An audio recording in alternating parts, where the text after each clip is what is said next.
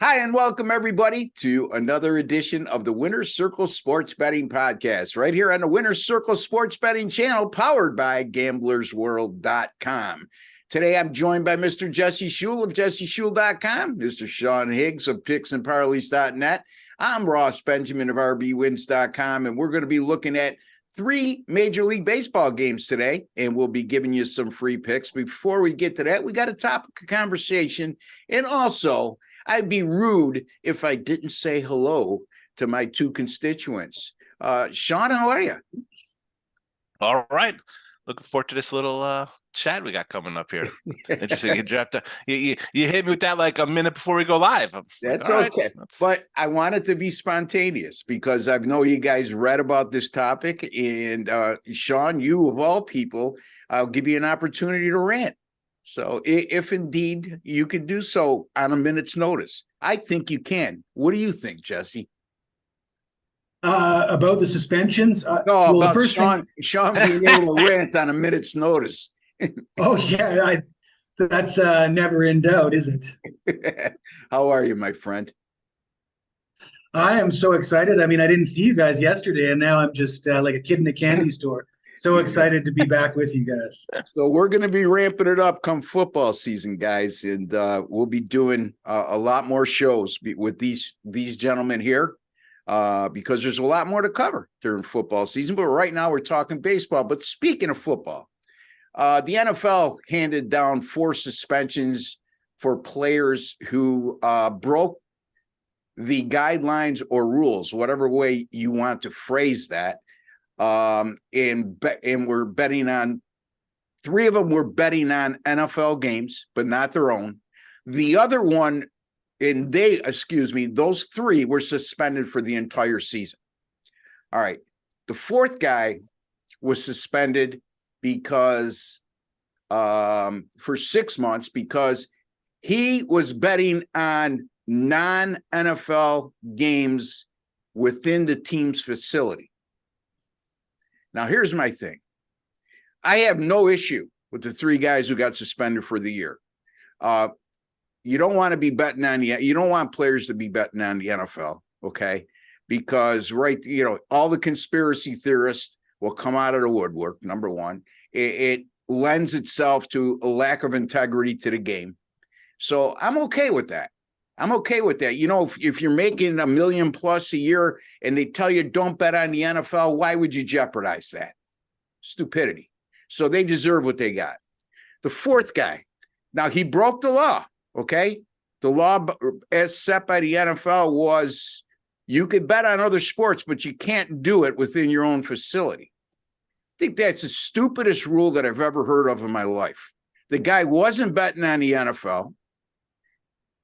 And he was betting on non-NFL games, but he did it in his own facility. He broke the law. I have no problem with it. Look, that's the rule. You got to abide by it. My thing is you need to take a second look at that particular part of the rule.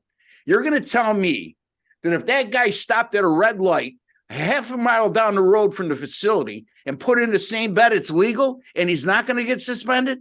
I mean, again, I sat here thinking and banging my head up against the wall and saying, what is the disadvantage or what is the implication between betting a mile down the street and betting within the facility? Why is the NFL specified? I just don't get where the downside is to that as looked upon by the NFL against any player. Now, again, I want to even if it wouldn't deserve half the suspension as gambling on the NFL, right? Yeah. So you have this minor infraction that seems to be weighed as if it's half as bad as betting on the NFL when it should be like 10% as bad. Or I take that back. I think it was 6 games, Jesse, not 6 months, 6 games. And the other guys the entire season. Whatever the denomination is, I'm not disputing anything about the rule or the suspensions of the 3 guys who were betting on the NFL. I'm thinking to myself, it just seems so hypocritical, the other part of the rule. But then again, we've seen the NFL be hypocritical as well as the NCAA. They were totally against their sports being bet on legally in the United States until they got thrown a 1% revenue of all the action. Then all of a sudden, everything, they were hunky-dory with it. Anyway, I'll start with Jesse. Go ahead, since you already voiced a little bit of an opinion on it. Well, what we've heard is a lot of the players. Also, Jesse, I want to give Sean another couple minutes to stir up something in that mind of his. Sean shouldn't need a couple minutes because I was on a panel with him last night. We talked about this very subject, but we didn't get too deep into it. I would like to get deeper into it right now. There's been a lot of complaints that the league wasn't specific with the players and the teams in describing what they actually meant. And one of the discrepancies is what constitutes a team facility. And by your description, Ross, you made it sound like you pull up to a traffic light a mile from the stadium. But as I understand it, they're counting hotels on the road. When you're staying at the team hotel, that gets listed as the team facility. Okay. And that would cause a lot of confusion. Okay. So, Jesse, I'm sorry. I didn't mean to interject and interrupt you, but let's say that's the case with the hotel example.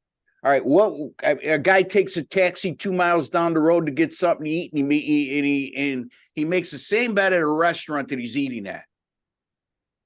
And that's, well, in my opinion, it stops making yeah. If it makes sense at all, if it makes any sense, it stops making, and that's debatable. It stops making sense when you start including hotels and comparing them to let's face it. If a guy's sitting on the sidelines, on the bench on his phone placing bets, maybe we can't have that. Yes. You know what I mean? And that's where it sort of, the only sense you can apply to it is you don't want guys sitting on the bench or sitting there at practice while cameras are on them and they're gambling, right?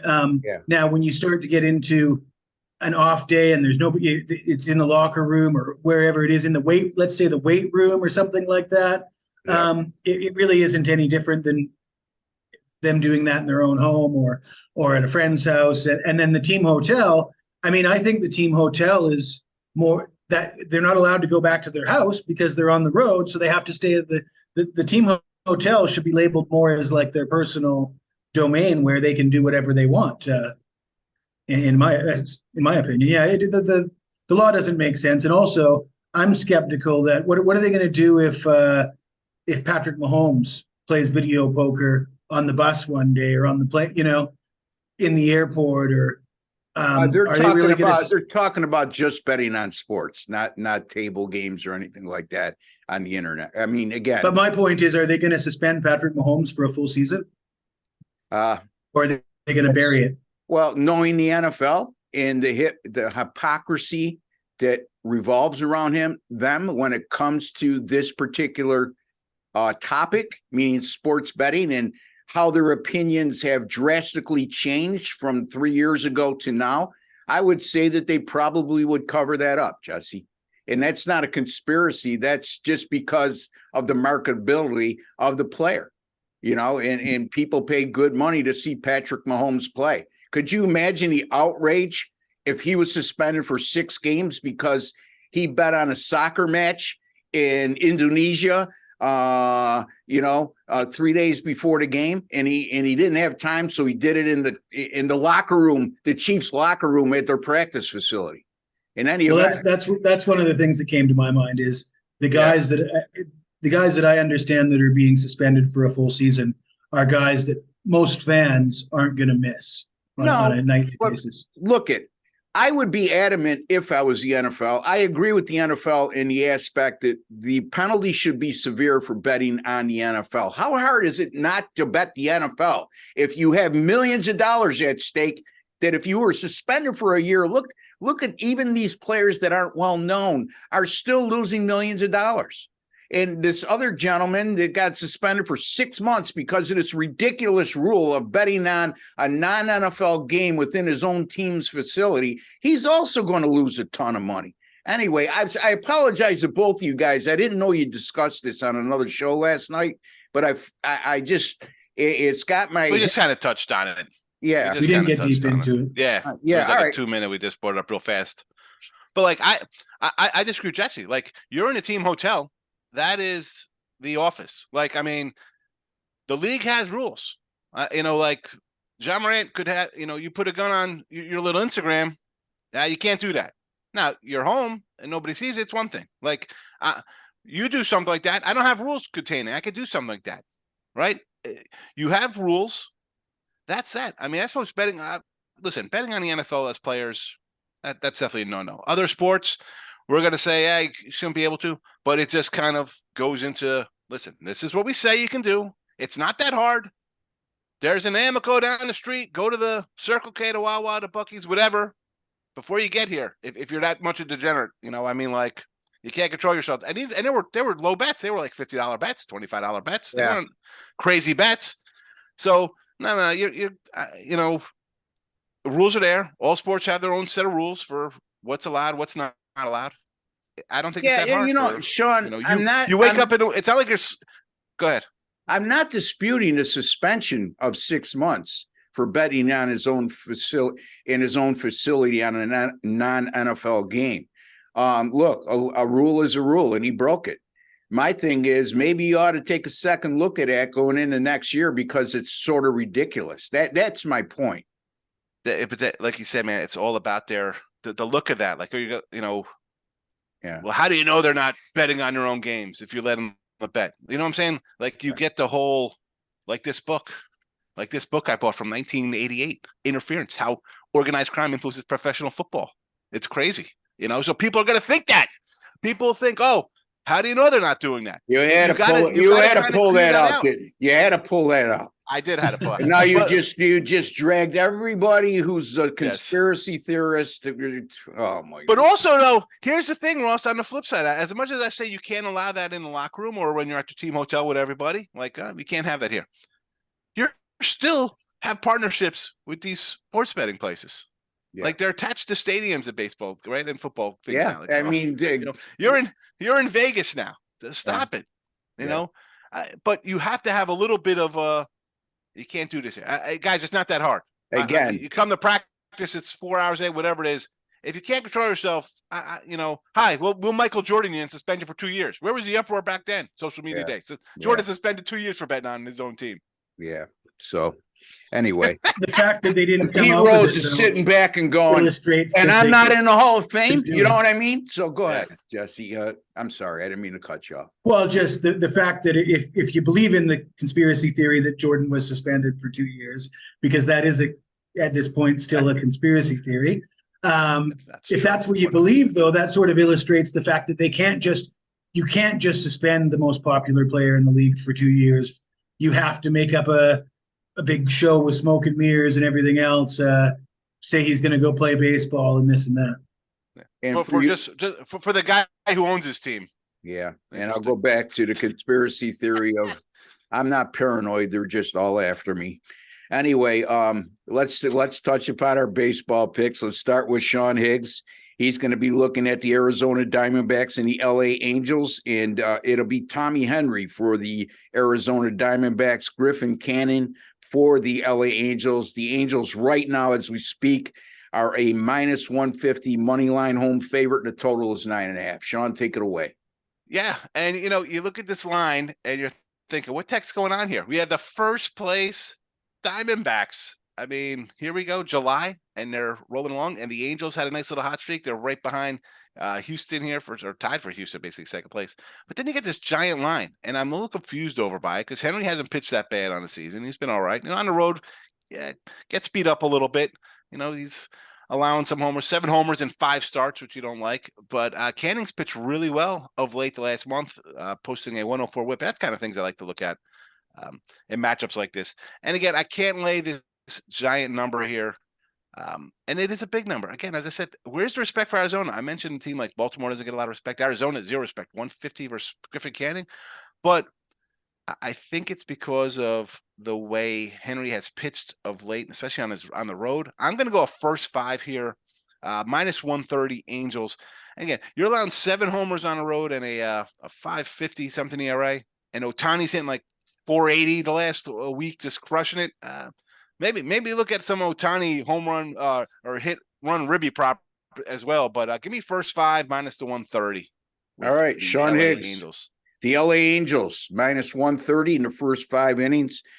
Jesse, the Angels are one of those teams that if you're a fan of theirs, they make you pull your hair out because it looks like they might be one of the top 5 teams in the American League for a week or so, and then they revert back to their old ways and blowing games and all of a sudden not hitting for periods of time. Anyway, your take.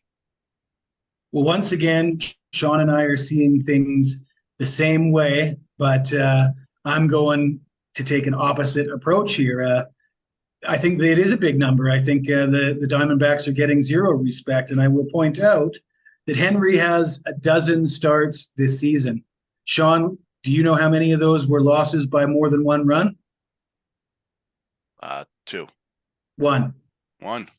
11-1 against the spread on the run line. Give me the Excellent. plus 1.5 with the Diamondbacks, just simply because the price is out of whack and it's affordable to get that 1.5 runs. What is affordable meaning? What, Jesse? Minus what?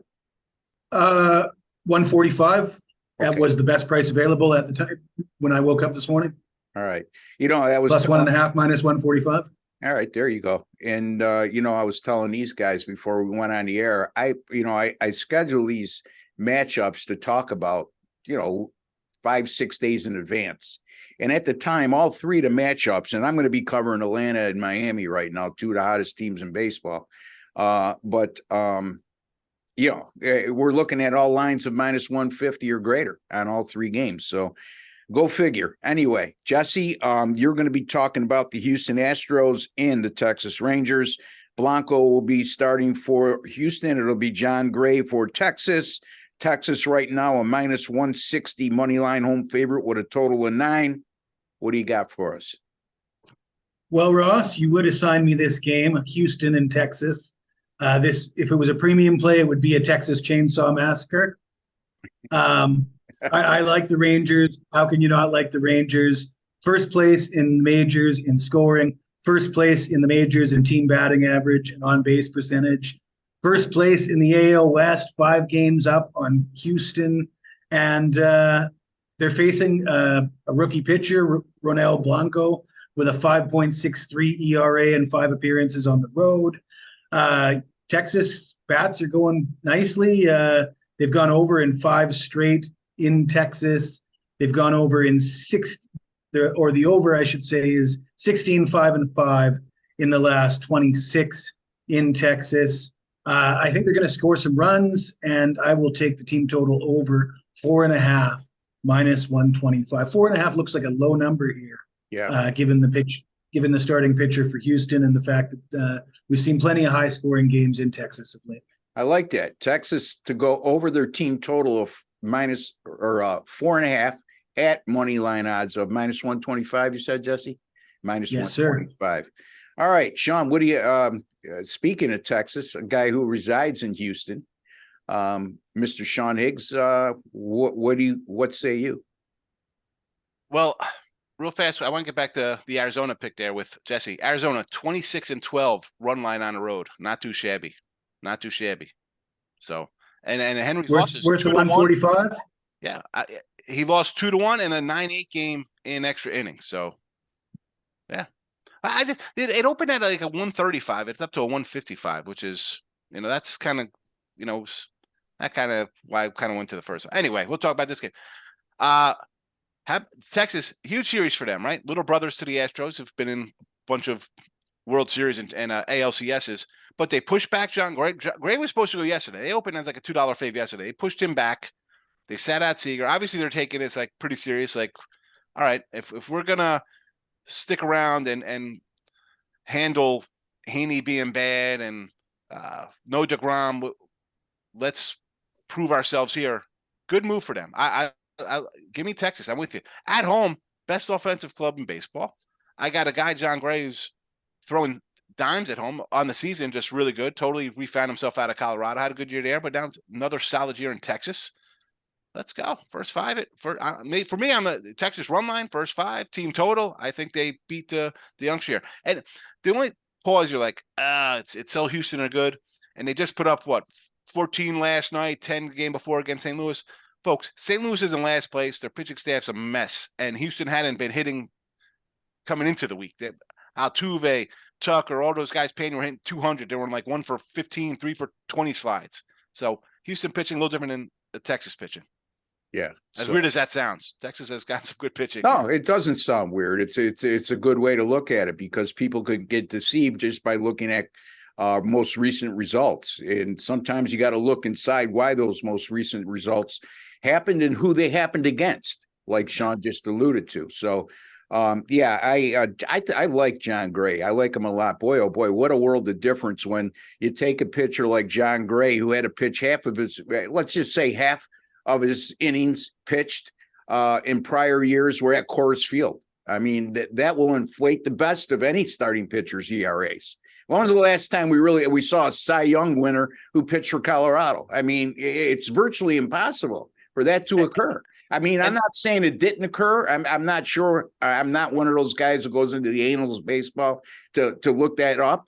But I mean, my point being is you go into Texas used to be in the old stadium, a hitter-friendly park. It's no longer that, but you look at Texas statistics at home, and people will beg to differ, and I get that. So for whatever reason, John Gray is thrived in that environment, and I agree with both of you guys on that take. All right, let me get to Miami and Atlanta, the two top teams in the NL East. Boys, it's like Miami. What do we have to do to gain any ground?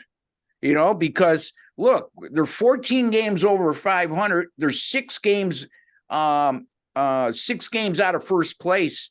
The Atlanta Braves just been on an absolute tear like the Marlins have. Atlanta 13-1 in their last 14, 20-3 in their last 23. Miami has won 5 straight, 19 of 25 and 23 of 31. Now, during that 23-8 run, guess what? They have not gained a single ounce on the Atlanta Braves during that 23-8 run because you know why? Atlanta's 23-8 in their last 31 as well.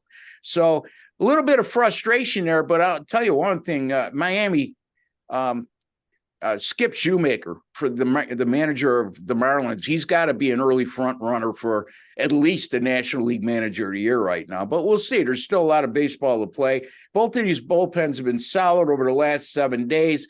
Miami has won 7 straight on the road. And you guys brought up the run line earlier and using a run line underdog or a run line favorite. But I look at Miami, and they're 10-4 this year as an away run line underdog of +1.5, and 6-0 in their last 6 in that situation. So anytime they're a run line underdog of +1.5, they've won their last 6, and they've won 10 of 14 on the year. This is also a Marlins pitching staff that's pitched very well, from their starting pitchers on down to their relievers.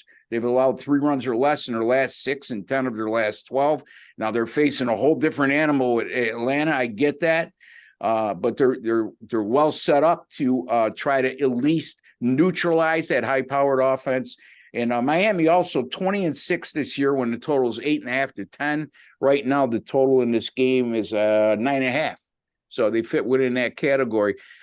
Look, I really batted my head up against the wall trying to get a play in this game. I got to admit to you folks. So, but the best conclusion I came up with is I'll take the Miami Marlins +1.5 on the run line at money line odds of -110, and hope these two red hot teams have a real close game and either Miami wins or maybe Atlanta wins on their last day at bat by a run. So your take, Jesse, and then we'll move on.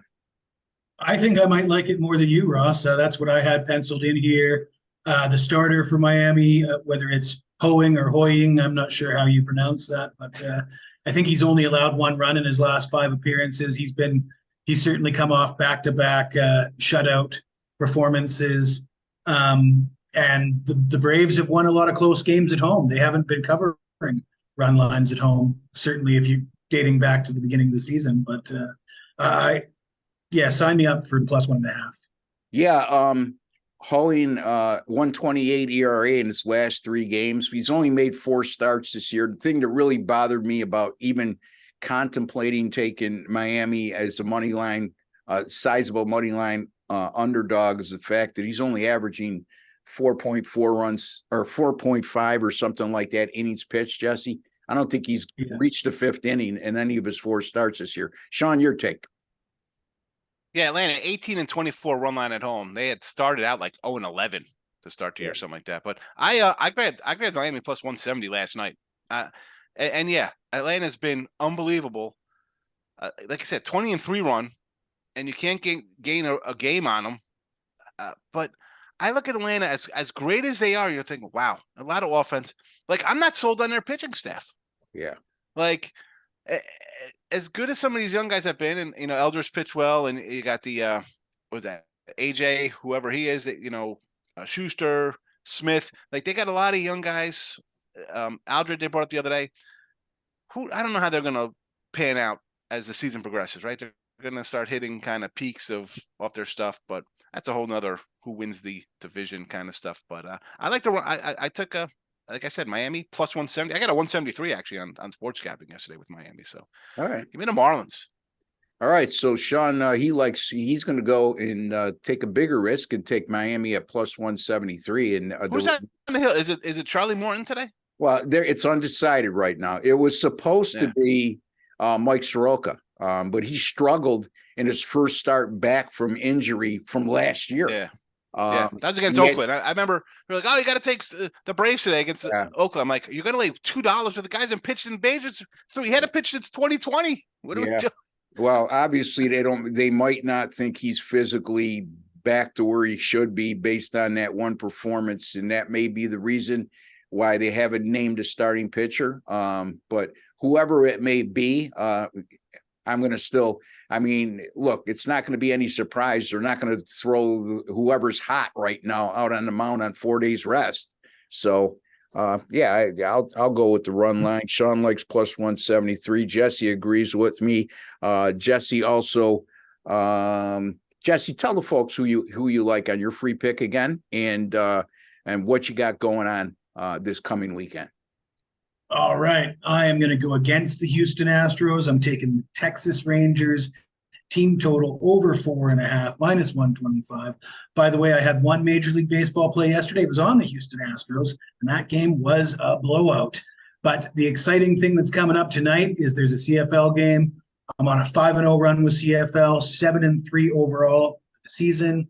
And I feature prominently, is how I'd like to put it. I feature prominently on the leaderboards at all the major handicapping sites in the sport of CFL and a variety of other sports for that matter.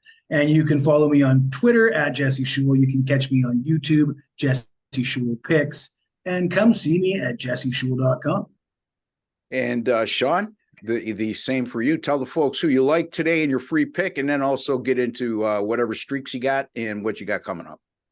I'm going to grab the Angels at a minus 130 first 5 here over the Arizona Diamondbacks. And streak-wise, had a losing day yesterday, 0-2 in baseball, but I got a 6-pack ready for Friday, heading to the weekend. Midday Money, you could find me on YouTube with whatever podcast. Type in Midday Money, it'll pop up wherever you're at. And Twitter's Mr. Sean Hicks, so come on, give me a follow. And unlike Jesse, no CFL for me. I'm not looking to get kick returns out of the end zone for a point. I have no idea what that is. I'm not rouge, it's called. I'm not looking to go get a Labette's Blue and an elk burger with extras maple syrup on it from the concession stand. Keep it simple at the game with a. Hey, be careful, man. Pepsi. You're offending me when you start insulting Canadian beer because I love my Canadian beer. Molson Golden. Hey, Triple X, it's the best, man. Triple X, clean as a whistle, and boy, oh boy, does the light switch go from on to off after the third one. In any event, you could find me at rbwins.com. That's rbwins.com. And folks, don't forget, you could also see Jesse's daily videos that he does on his own and does a great job of doing so over at gamblersworld.com, our sponsor. And I hope that Sean will take his midday money and his late podcast also, and also share those over at gamblersworld.com, because it certainly would add to the value of the site, because he does a great job with both of those podcasts. He does them 7 days a week. And folks, you know what? When was the last time you worked 7 days a week? So anyway, you could find us all over at Sports Capping. You could find us all over at picksandparleys.net, but we prefer you go to jesseshul.com, picksandparleys.net for Sean, and also rbwins.com for Ross. Folks, if you have not subscribed to the YouTube channel, that's the Winner's Circle YouTube channel, Winner's Circle Sports Betting YouTube channel. Let me get that right. If you have not subscribed, hit that WC button and a subscribe button will come up. Click that, and while you're there, hit your notification bell, and you'll be notified immediately upon us publishing any of our Winner's Circle Sports Betting podcasts here on this channel. Until the next time, we like to wish each and every one of you a very, very safe and happy weekend, and good luck, and God bless, folks.